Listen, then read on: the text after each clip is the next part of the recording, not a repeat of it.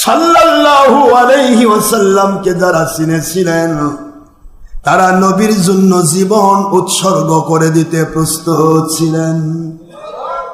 একটিবারও মনে করে নাই জীবন কখন যাবে, এটা কখনো মনে করেন নাই। হযরতে সাদ বিন আবি ওয়াক্কাস রাদিয়াল্লাহু তাআলা আনহু আমার নবীজিকে ভালোবেসে বাইআত হয়ে গেলেন।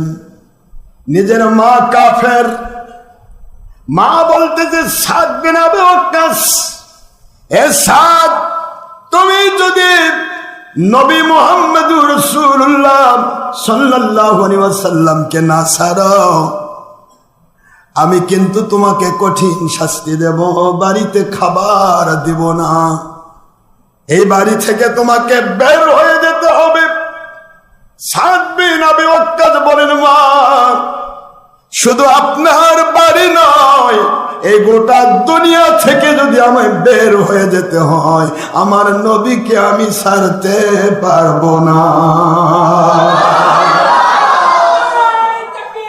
বাবাজি, সাদ রাদিয়াল্লাহু তাআলা বলে, আম্মা, আমার নবীজিকে ভালোবাসার নাম হলো ঈমান। ঈমানই যদি না থাকে মা, দুনিয়ায় থেকে কি করব? দুনিয়ায় থেকে কি করব? আমার নবীজির নামই হলো ঈমান।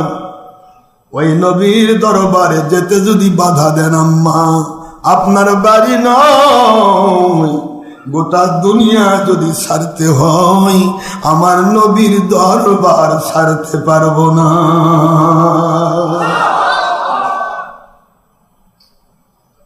মা চিন্তা করে এর সাথে পারা যাবে না, এর সাথে।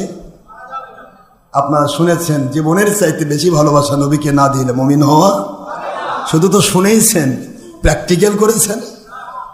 এই প্র্যাকটিক্যাল হলো সাহাবীদের জীবন।